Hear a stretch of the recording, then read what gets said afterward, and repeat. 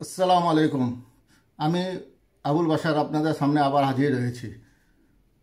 শেখ হাসিনা ও তার শেখ পরিবারের সাজানো গুছানো সংসার বা ঘর তাসের ঘরের মতো ধ্বংস হয়ে যাচ্ছে একের পর এক। গত 5ই আগস্ট বৈষম্য বিরোধী ছাত্র আন্দোলনের অভ্যুত্থানের মুখে সাবেক প্রধানমন্ত্রী ও আওয়ামী লীগ সভানেত্রী শেখ হাসিনা দেশ ছেড়ে পালাতে বাধ্য হন। শুধু তাই না, দেশের ইতিহাসে একসঙ্গে এত মন্ত্রী এবং প্রধানমন্ত্রী সহ দেশ ত্যাগ করেছেন এমন কোনো দেশ খুঁজে পাওয়া যাবে না। এটা শেখ পরিবারের প্রথম ধাক্কা তাসের ঘর ধ্বংস হওয়ার জন্য। এরপর একের পর এক আর্থিক কেলেঙ্কারি ও দুর্নীতির খবর আসতে থাকে শেখ পরিবার এবং তার মন্ত্রিসভার এবং সংসদীয় মন্ত্রীদের ব্যাপারে। আজকে আমরা শুধু শেখ পরিবারের বিষয় নিয়ে কথা বলবো।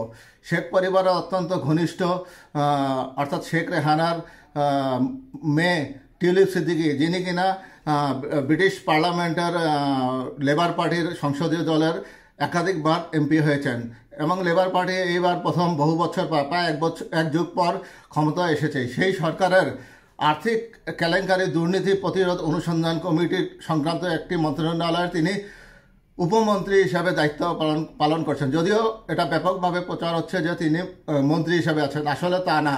কারণ তার উপরে আরও 4-5 জন রয়েছেন যারা কিনা মন্ত্রী পদমর্যাদার।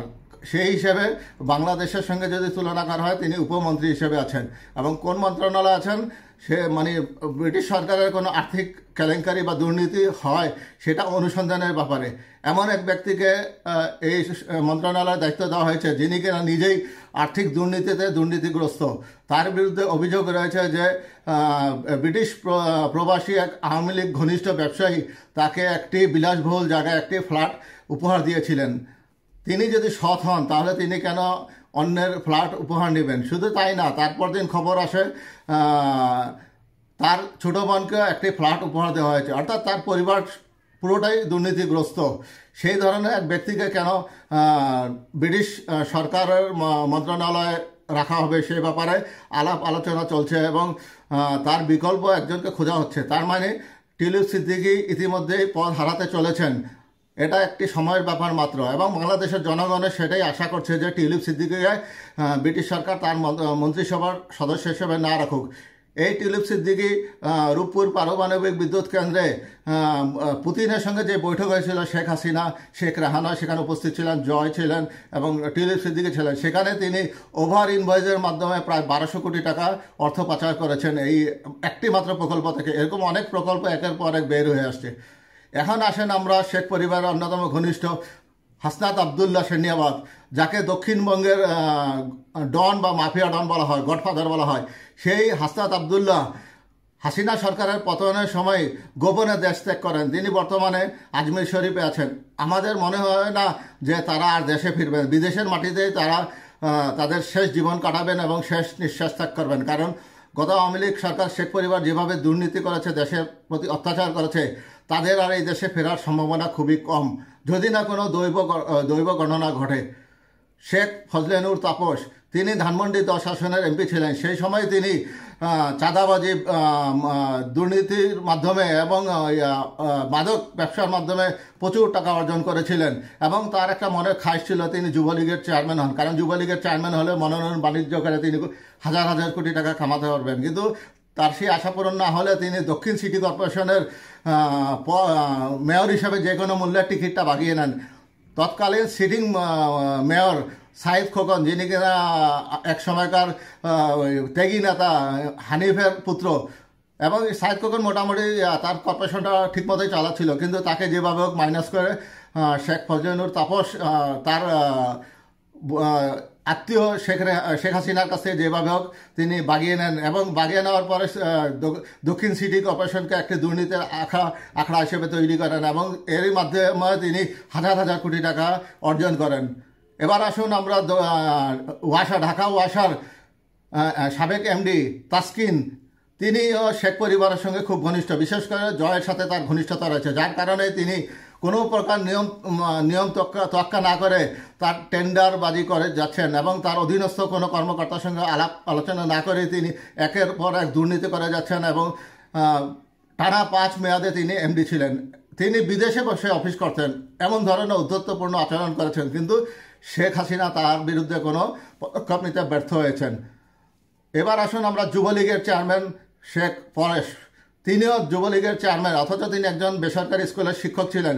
তিনি কিভাবে যুবলীগের চেয়ারম্যান হলেন এটা আমরা জানি। আত্মীয়তার সুযোগে তিনি যুবলীগের চেয়ারম্যান হয়েছেন এবং কথিত আছে তার স্ত্রী ঢাকা সুপ্রিম কোর্টে প্রভাব খাটিয়ে হাজার হাজার কোটি টাকা ইনকাম করেছেন বা অবৈধভাবে অর্জন করেছেন। এবং শেখ ফজলে তাপস পরশের ব্যাপারেও অনেক অভিযোগ রয়েছে। এখন তারা সবাই পলাতক, বিদেশ বিভূতিতে আছে। পরশের ব্যাপারে আমাদের সুনির্দিষ্ট অভিযোগ নাই যে তিনি বর্তমানে কোথায় আছেন তা আমাদের জানা নেই। শেখ হাসিনার মেয়ে সাইমা ওয়াজেদ পুতুল, তিনি বিশ্ব স্বাস্থ্য সংস্থা হু এর এশিয়া অঞ্চলের একটি আঞ্চলিক প্রধানের দায়িত্ব পালন করছেন। তার বিরুদ্ধে অনেক দুর্নীতির অভিযোগ রয়েছে। বর্তমান অন্তর্বর্তীকালীন সরকার বিশ্ব স্বাস্থ্য সংস্থা এবং জাতিসংঘকে একটি চিঠি দিয়েছে যে তাকে কোনোভাবে এই পদে রাখা যেতে পারে না, কারণ তিনি দুর্নীতির দায়ে অভিযুক্ত। হয়তো যে কোনো সময় সাইমা ওয়াজেদ পুতুলের ব্যাপারে আমরা যে কোনো একটা খুশি সংবাদ পেয়ে যেতে পারি, তাকে চাকরিচ্যুত করা হতে পারে। শেখ হাসিনার একমাত্র ছেলে জয়, সজীব ওয়াজেদ জয়, যিনি কিনা তার ব্যক্তিগত জীবন একটা বিতর্কিত জীবন ভরা, তিনি মার্কিন নাগরিককে বিয়ে করেছিলেন এবং শেখ হাসিনা পতনের পর শোনা যাচ্ছে তার স্ত্রী এখন সেপারেট জীবনযাপন করছেন, আর তার সঙ্গে থাকছেন না আর কি। ইতিমধ্যে জয় আরেক স্বর্ণকেশরীর সঙ্গে ঘোরাফেরা করছেন, এরকম সোশ্যাল মিডিয়ায় আমরা দেখতে পাচ্ছি। অর্থাৎ তিনি এখন অন্য নারীতে আসক্ত হয়েছেন। কথিত আছে যে তিনি তার প্রথম স্ত্রী ছিলেন সামিট পাওয়ারের আজিজ সাহেবের মেয়ে। এটা আসলে আমরা বিভিন্নভাবে তথ্য পেয়েছি, তার আলোকেই আমরা এসব কথাবার্তা বলছি। শেখ পরিবারের যে আধিপত্য সেটার পিছনে ছিল শেখ হাসিনা। শেখ হাসিনা বিভিন্নভাবে প্রভাব খাটিয়ে, অর্থাৎ সাইমা ওয়াজেদ পুতুলের ব্যাপারে যে অভিযোগ উঠেছে তাকে কিভাবে নিয়োগ দেওয়া হয়েছে, সেখানে একটা পদ্ধতি আছে যে কোনো 2-3টা দেশ সমর্থন করলেই তিনি ওই পদটা পেতে পারেন। তখন শেখ হাসিনা তার প্রভাব কাটিয়ে চীনকে রাজি করান। পাশাপাশি ভারত তো বাংলাদেশের নতজানু পররাষ্ট্রনীতির কারণে ভারত ও বাংলাদেশের পক্ষে থাকেন সবসময়। ভারতের কারণে শেখ হাসিনা স্বৈরাচারী হয়ে উঠেছিলেন এবং টানা নির্বাচন না দিয়েই প্রধানমন্ত্রীর দায়িত্ব পালন করেছিলেন।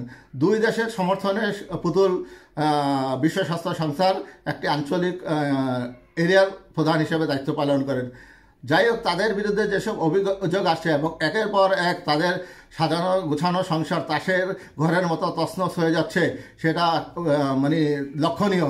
অপরদিকে জাতীয়তাবাদী দল বিএনপি এতদিন যে পরিমাণ কোণঠাসা অবস্থায় ছিলেন, সেখান থেকে তারা আস্তে আস্তে বের হয়ে আসছেন। তারেক রহমান, খালেদা জিয়া, তাদের বিরুদ্ধে যে মামলাগুলো ছিল সেটা একের পর এক খালাস হয়ে যাচ্ছে এবং খালেদা জিয়া বিরুদ্ধে এখন আর কোনো মামলা নেই, তিনি যে কোনো জাতীয় সংসদ নির্বাচনে অংশগ্রহণ করতে পারবেন। তারেক জিয়ার ব্যাপারে যে কটা মামলা রয়েছে সেটাও সময়ের পরিপ্রেক্ষিতে সেটাও উঠে যাবে সামনের নির্বাচনের আগে।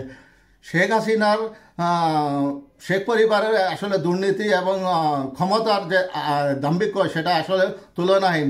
শেখ সেলিম, তার ব্যাপারে তো কথা বললে হয় না। তিনি তার প্রভাব কাটিয়ে যে কোনো লোককে কথা চড় থাপ্পড় মারতেন এবং গালাগালি করতেন, এটা তার স্বভাবজাত চরিত্র। কারণ ক্ষমতার কেন্দ্রবিন্দুতে থাকা এত আধিপত্য যার রয়েছে তারা এই কাজ করবেনি।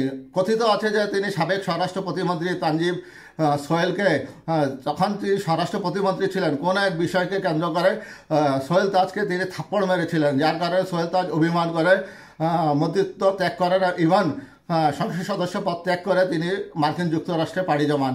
শেখ হাসিনা বহুবার তাকে অনুরোধ করা সত্ত্বেও তিনি আর দেশে আসেননি এবং দেশের রাজনীতিতে অংশগ্রহণ করেননি। সাম্প্রতিককালে আমরা সোহেল তাজের বিভিন্ন বক্তব্যের মাধ্যমে এসব তথ্য পেয়েছি এবং তিনি শেখ হাসিনার বিভিন্ন অপকর্ম এবং দুর্নীতির ব্যাপারে হাটে হাড়ি ভেঙেছে।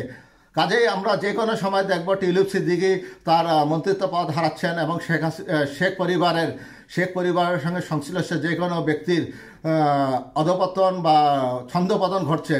এর মাধ্যমে শেখ পরিবারের একটি সাজানো গোছানো সংসার তাসের ঘরের মতো ধ্বংস হয়ে যাবে। এটা সময়ের সাপেক্ষ ব্যাপার নয়, এটা যে কোনো সময় ঘটে যেতে পারে।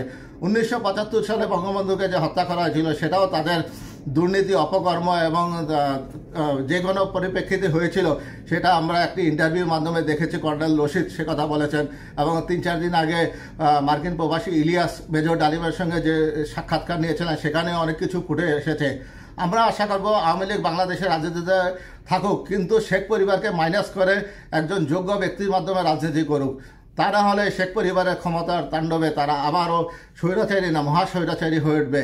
আমরা আশা করব দেশ একটা ভালো দিকে যাক এবং শেখ পরিবার মুক্ত হোক।